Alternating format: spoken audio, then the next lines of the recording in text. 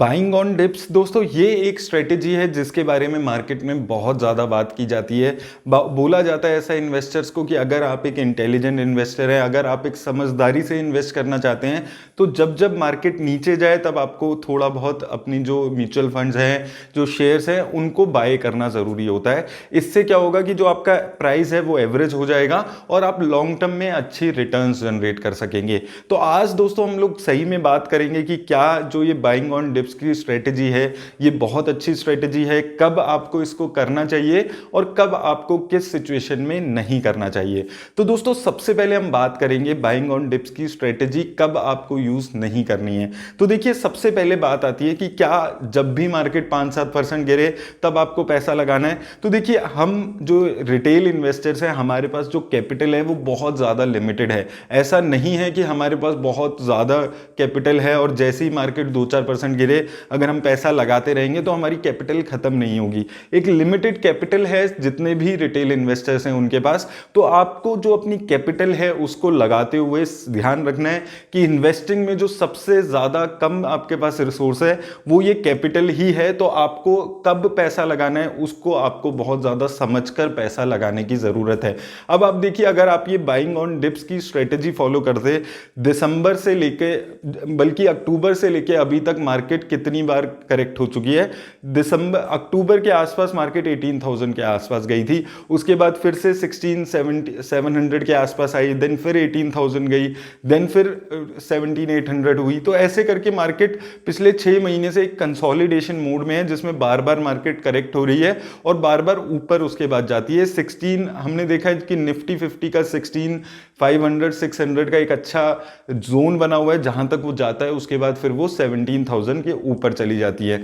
तो अगर आप पिछले 6 महीने से ये बाइंग ऑन डिप्स की स्ट्रेटेजी फॉलो कर रहे होते, लगातार फॉलो कर रहे होते, तो मुझे लगता है कि अभी तक आपके पास कोई भी कैपिटल नहीं बची होगी और पैसा लगाने की। तो आपको दोस्तों ये समझना है कि सिर्फ 5-6% की करेक्शन होने पे आपको बहुत ज़्यादा एक्साइटेड होकर बाइंग ऑन डिप्स की स्ट्रेटेजी फॉलो नहीं करनी है।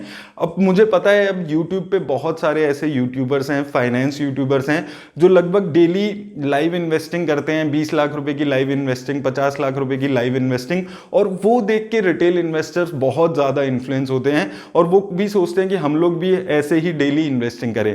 देखिए वो कहाँ से पैसा लाते हैं, वो कैसे इन्वेस्ट करते हैं, हमें ये चीज़ नहीं पता है। आपको अपनी सिचुएशन जानना बहुत ज़रूरी है कि आपके पास जो कैपिटल है वो बहुत ज़्यादा लिमिटेड है, आप डेली ऐसे इन्वेस्ट नहीं कर सकते।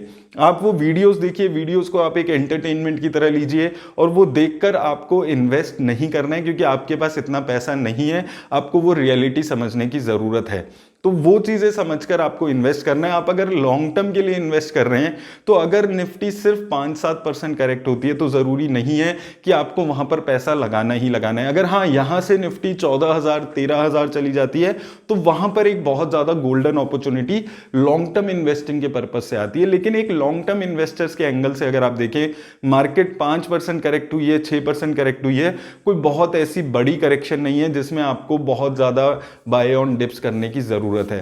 पहली चीज तो आपको यह समझनी है। दूसरी चीज दोस्तों जो यहां पर आपको समझने की जरूरत है वो ये है कि आपको बाय ऑन डिप्स करना है, लेकिन आप जब मार्केट एटलीस्ट 10 से 12% करेक्ट हो तब आप पैसा लगाने के बारे में सोचिए। क्योंकि आपकी जो कैपिटल है वो बहुत ज़्यादा लिमिटेड है, जिसके बारे में मैं आपको पहले भी बोल चुका हूं। तो कैपिटल के बारे में समझ के आपको इन्वेस्ट करना है। मार्केट एटलीस्ट आप 10 से 12% करेक्ट होने दीजिए, उसके बाद इन्वेस्ट करें। और इन्वेस्ट भी कब करना है, जब आपके पास कोई स्पेयर पैसा, इन्वेस्टेबल अमाउंट रखा था जो आप हमेशा इन्वेस्ट करने के बारे में सोच रहे थे इक्विटी में, लेकिन मार्केट ऊपर थी इसलिए आप इन्वेस्ट नहीं कर पाए। जरूरी नहीं है मार्केट 12% 15% भी करेक्ट हो जाए, आपके पास पैसा नहीं है, आपकी एसेट एलोकेशन आपने प्रॉपर की हुई है, जितना आपको इक्विटी में पैसा लगाना था उतना आपने लगाया हुआ है, तो जरूरी नहीं है आपको डिप्स पे बाय करना है। आप उसको छोड़ सकते हैं, जैसा चल रहा है वैसा चलने दीजिए। लॉन्ग टर्म इन्वेस्टर की पर्सपेक्टिव से अगर मार्केट 10% करेक्ट होती है तो कोई बहुत बड़ी करेक्शन नहीं है कि आपको वहां पर इन्वेस्ट करना है। अब दोस्तों कब आपको इन्वेस्ट करना है और कैसे आपको इस स्ट्रेटेजी को यूज करना है। सबसे पहली तो जो रिटेल इन्वेस्टर्स गलती करते हैं वो ये करते हैं कि अगर उन्होंने कोई ऐसा शेयर ले लिया जो उनको भी पता है खराब शेयर उन्होंने ले लिया, अच्छा शेयर नहीं है, वहां पर वो फंस जाते हैं। उन्होंने मान लीजिए 50,000 रुपये किसी एक शेयर में इन्वेस्ट किए हैं बहुत ऊपर लेवल पे, उनको भी समझ आ गया है, उन्होंने वीडियोस देखी, अपने फंडामेंटल एनालिसिस किए हैं कि ये गलत शेयर में वो फंस गए हैं। अब लोग गलती क्या करते हैं यहाँ पर, वो शेयर करेक्ट होता जाता है, लोग उसको एवरेज करते जाते हैं। आपको ऐसा नहीं करना है। अगर आप खराब शेयर में फंस गए हैं, उसको लगातार नीचे लेवल्स पे एवरेज नहीं करना है, एक स्टॉप लॉस लगा के उससे लॉस बुक करना है और उस शेयर से निकल जाना है। लगातार एक खराब शेयर में और ज्यादा अपनी इन्वेस्टमेंट आपको नहीं बढ़ानी है। आपको एक चीज समझनी है, अगर आप शेयर मार्केट में आए हैं, आप खराब शेयर्स लेंगे ही लेंगे। शेयर मार्केट में किसी शेयर में प्रॉफिट होगा, किसी में लॉस होगा, वो चीज आपको मेंटली प्रिपेयर रहना है। ऐसा कोई भी दुनिया में इन्वेस्टर नहीं है जिसने किसी पर्टिकुलर शेयर में कभी लॉस ना खाया हो। चाहे आप राकेश झुनझुनवाला जो इंडिया के बहुत बड़े इन्वेस्टर्स हैं उनकी बात कर लें, जो ग्लोबल सबसे बड़े इन्वेस्टर्स माने जाते हैं मिस्टर वॉरेन बफे, आप उनकी बात कर लीजिए। ऐसा कोई भी इन्वेस्टर नहीं है जिसने लॉस ना खाया हो। तो अगर आप किसी गलत शेयर में फंस गए हैं तो वहां पर आपको थोड़ा बहुत लॉस खाने की क्षमता रखनी है। 4-5% गिरता है, बुक करके लॉस, आप अपना साइड में हो जाइए। नहीं आपको ये करना कि खराब शेयर में आप पैसा बढ़ाते जाएं, उसको एवरेज करते जाएं। दूसरी बात आती है कि एवरेज आपको जब करना है जब आपका जो शेयर है वो एटलीस्ट 15-20% करेक्ट हो चुका है अपने प्राइस से। अगर वो 15-20% करेक्ट होता है, उसको आप लॉन्ग टर्म के हिसाब से 10-15 सालों के हिसाब से इन्वेस्ट कर रहे हैं, तो आपको उसमें इन्वेस्ट करना है। और इन्वेस्ट करते हुए भी आपको ये ध्यान रखना है कि आपकी जो ओवरऑल एसेट एलोकेशन है वो बहुत ज्यादा ना बदले। वो जो आपका एक टारगेट था कि किसी एक पर्टिकुलर शेयर में मान लीजिए आप 6% टोटल एलोकेशन करना चाहते हैं, उससे ज्यादा एलोकेशन आपको नहीं करनी है किसी भी पॉइंट ऑफ टाइम में। वो चीजें आप समझकर इन्वेस्ट करें। ऐसा नहीं है कि कोई भी शेयर, खराब शेयर, अच्छा शेयर गिर गया और आप उसमें इन्वेस्ट कर दें। वो चीज समझ के दोस्तों आपको इन्वेस्ट करना है शेयर मार्केट में।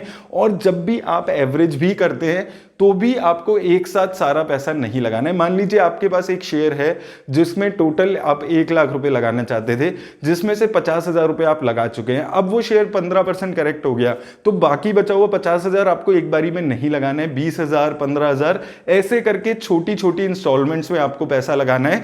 एक साथ सारा पैसा अगर आप लगा दोगे, फिर से वही बात आ जाती है, कैपिटल आपके पास लिमिटेड है, फिर आप फंस जाओगे। उसके बाद अगर वो शेयर और 10-12% करेक्ट हो गया तो आप उसमें और इन्वेस्ट नहीं कर पाओगे। तो थोड़ा थोड़ा इन्वेस्ट करना है अगर आप अच्छे शेयर में इन्वेस्ट करते हो। और एटलीस्ट जब वो आपके प्राइस से 10-12% एटलीस्ट गिर चुका हो, तब आपको एवरेज करने के बारे में सोचना है।